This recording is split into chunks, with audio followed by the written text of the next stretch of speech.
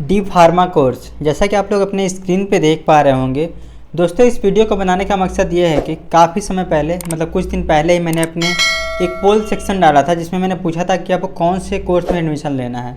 काफ़ी सारे बच्चों को कमेंट्स आए थे जिसमें सबसे ज़्यादा पोल था DMLT का, उसके बाद था डी फार्मा का। 368 वोट आए थे उस पर। तो दोस्तों मैंने सोचा इस पर एक प्रॉपर वीडियो बनाऊँ कि आखिर एक कोर्स होता क्या है, जिससे आपको हेल्प मिल पाए। डी फार्मा कोर्स या DMLT कोर्स क्या होता है, इस कोर्स में हम बात करेंगे डी फार्मा कोर्स के बारे में।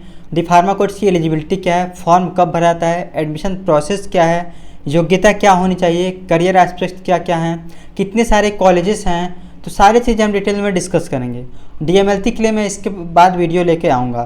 तो अगर आप लोग मेरे चैनल पर नए हैं तो चैनल को प्लीज़ सब्सक्राइब कर लीजिएगा, वीडियोज़ को लाइक कर दीजिएगा और दोस्तों के साथ शेयर ज़रूर कीजिएगा।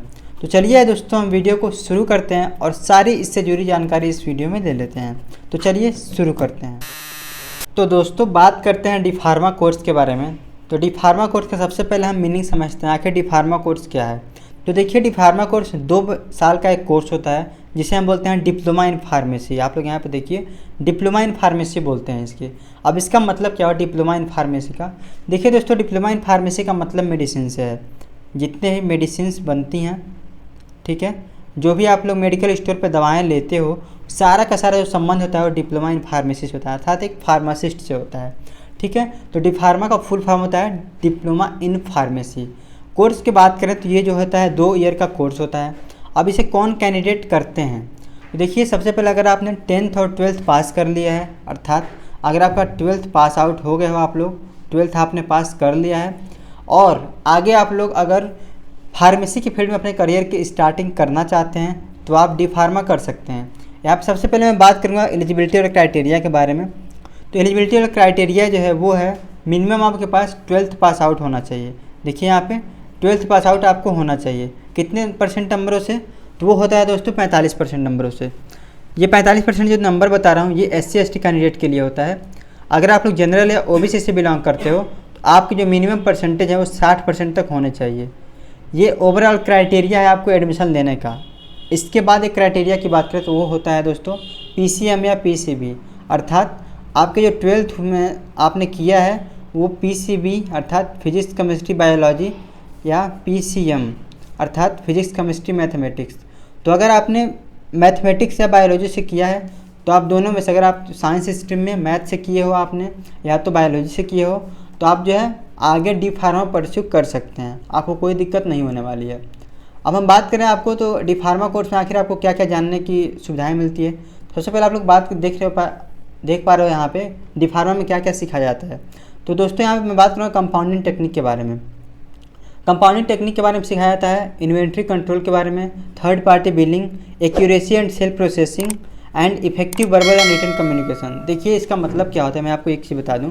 सबसे पहले जो आप लोगों ने देखा होगा जो प्रिस्क्रिप्शन होता है, जो RX करके लिखा जाता है, ठीक है, उसके बारे में बताया जाता है, ठीक है, और उसको हम पढ़ते कैसे हैं उसके बारे में बताया जाता है। फिर कंपाउंडिंग टेक्निक के बारे में बताया जाता है, बिलिंग कैसे करते हैं, परचेजिंग कैसे करते हैं, वाकई में कम्युनिकेशन हमें कैसे करना चाहिए। अगर आप बाय द वे के MR बनते हो मेडिकल रिप्रेजेंटेटिव तो आपको कैसे कम्युनिकेशन करते हैं, ये सारे स्किल जो होते हैं वो आपको सिखाए जाते हैं डी फार्मा कोर्स में। बात करते हैं आगे हम डी फार्मा का। अगर आप एडमिशन लेना चाहते हो तो अच्छे कॉलेजेस कौन कौन से हैं।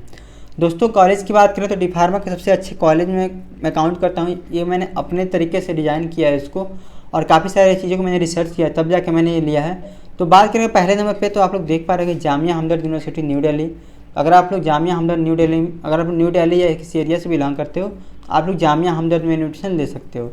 अब यहाँ का एडमिशन प्रोसीजर क्या है इसके ऊपर मैंने प्रॉपर वीडियो बनाया है, तो आप लोग चाहें तो देख सकते हो। मैंने उसका लिंक जो आप वीडियो देख रहे हो उसके डिस्क्रिप्शन बॉक्स में आपको लिंक मिल जाएगा।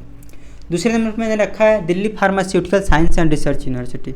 दोस्तों इसको हम शार्ट में बोलते हैं डिप्सार।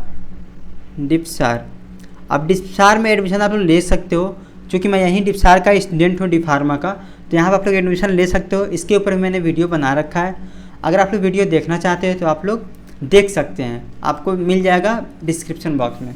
बात करते हैं DIT यूनिवर्सिटी देहरादून, ये भी अच्छी यूनिवर्सिटी है। KR Mangalam university Haryana, JSS college of pharmacy OT, Om Sai paramedical science Ambala और Delhi skill and entrepreneurship university New Delhi और ISF मोगा पंजाब। ये कुछ यूनिवर्सिटीज़ हैं, कॉलेजेस हैं जिसको मैंने यहाँ पे लिया है, जहाँ पे आप लोग एडमिशन ले सकते हैं। दोस्तों मैं बात करूँ कि ऐसा नहीं है कि मैं जो यूनिवर्सिटी आपको बता रहा हूँ सिर्फ वही अच्छी है, बहुत सारी यूनिवर्सिटीज़ हैं। ये मैंने कुछ जो मैंने पता था जो अच्छी थी उसको मैंने बता दिया यहाँ पे। अब हम दोस्तों बात करते हैं एडमिशन प्रोसेस के बारे में। मैंने आपको बता दिया डी फार्मा कोर्स क्या होता है, कितने सारे कॉलेजेस हैं, क्या क्या क्राइटेरिया है। अब बात करते हैं दोस्तों एडमिशन प्रोसीजर के बारे में। तो एडमिशन प्रोसीजर जो होता है आप यहाँ पे 2-3 तरीके से ले सकते हो, ठीक है। देखिए पहला है डायरेक्ट एडमिशन, दूसरा है मेरिट बेस पे एडमिशन, तीसरा है एंट्रेंस। आप देखिए आप मैं आपको कुछ चीज़ें क्लियर कर देना चाहता हूँ। डी फार्मा कोर्स में एडमिशन लेने के लिए आप लोग चाहें तो डायरेक्ट एडमिशन भी ले सकते हैं। आप डायरेक्ट एडमिशन ले सकते हैं, या तो मेरिट पे ले लें या तो एंट्रेंस पे ले लें। डायरेक्ट एडमिशन आपको कहीं भी किसी भी प्राइवेट यूनिवर्सिटी में आराम से हो जाता है, ठीक है दोस्तों, प्राइवेट यूनिवर्सिटी में। बात करें मेरिट पे, तो मेरिट पे जो सिलेक्शन होता है यहाँ पे मैंने कुछ यूनिवर्सिटी के नाम रखे हैं, जैसे UPSMFSC, Uttar Pradesh state medical faculty, ठीक है, जो कराती है ये पैरामेडिकल कोर्सेज और फार्मेसी कोर्सेज कराती है, तो यहाँ से आप लोग कर सकते हैं।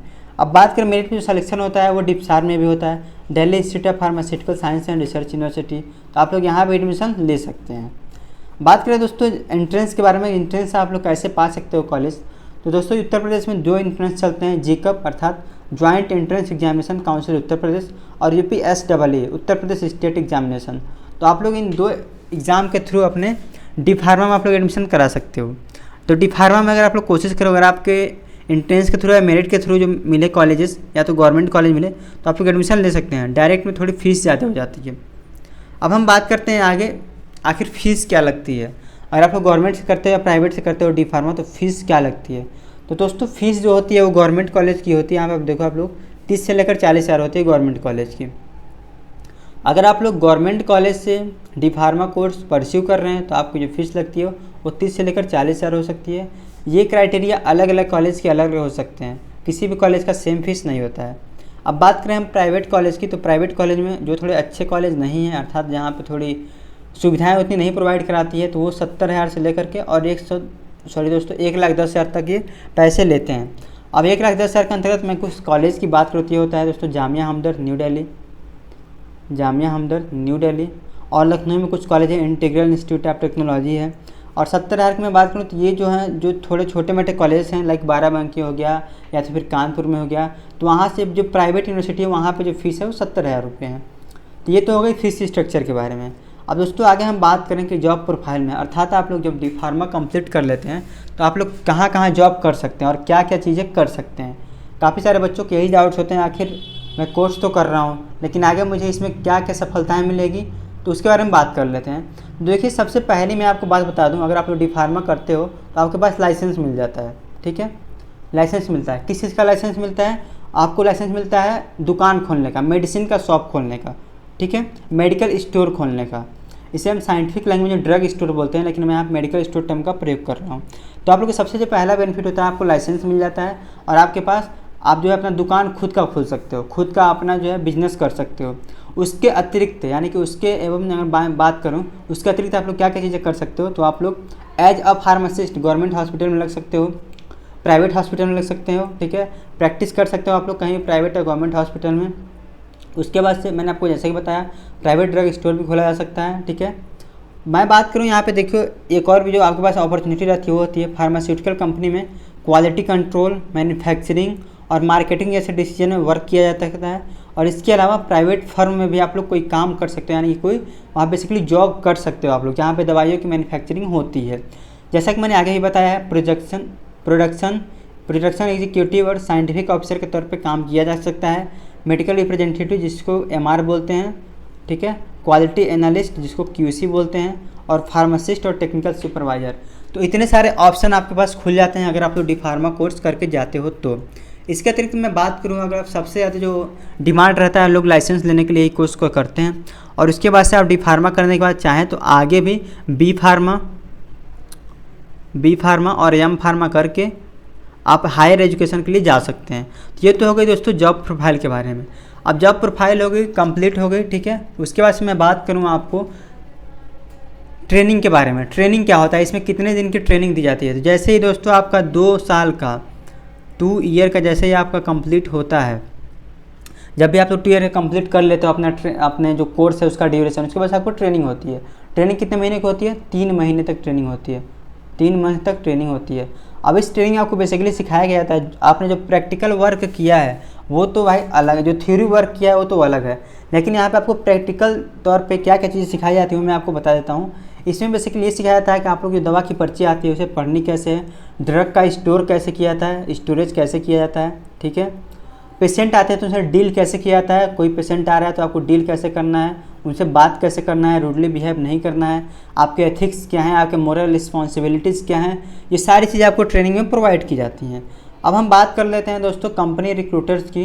तो कुछ कंपनियां हैं जो मैंने आपको यहाँ पे लगा रखी है जो रिक्रूट करती हैं डी फार्मा के बाद भी, तो इसमें अंतर्गत मैंने लगाया है सैनोफी है, नोवार्टिस है, मेडेक है, Glaxo, Abbott, Pfizer, Johnson Johnson, Roche, और इसके अतिरिक्त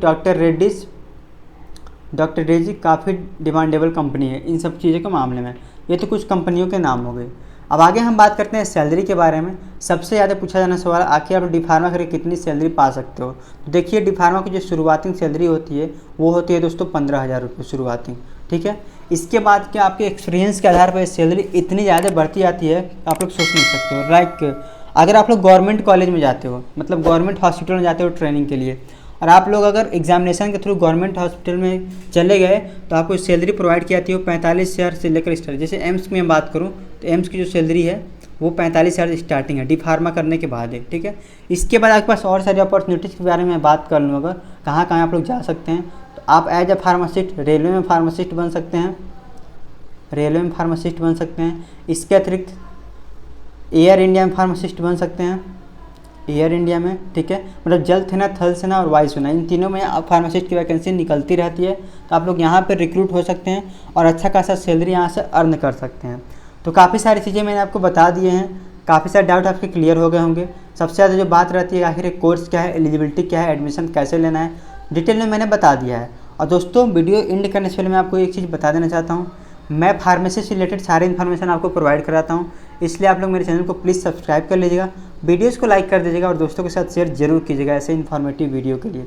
तो चलिए हम ऐसे ही अगले टॉपिक की वीडियो पे मिलेंगे। अगर आप कोई कमेंट रह जाते हैं या तो कोई और अदर कोर्स पे चाहते हो वीडियो बनवाना, तो आप लोग कमेंट बॉक्स में ज़रूर करो, उसको मैं आगे कोशिश करूँगा बनाने के लिए। तो चलिए अब हम वीडियो के यहाँ एंड कर लेते हैं, और आप लोग भी खुश रहिए, मस्त रहिए, व्यस्त रहिए। ओके, धन्यवाद। Keep learning and keep exploring your self.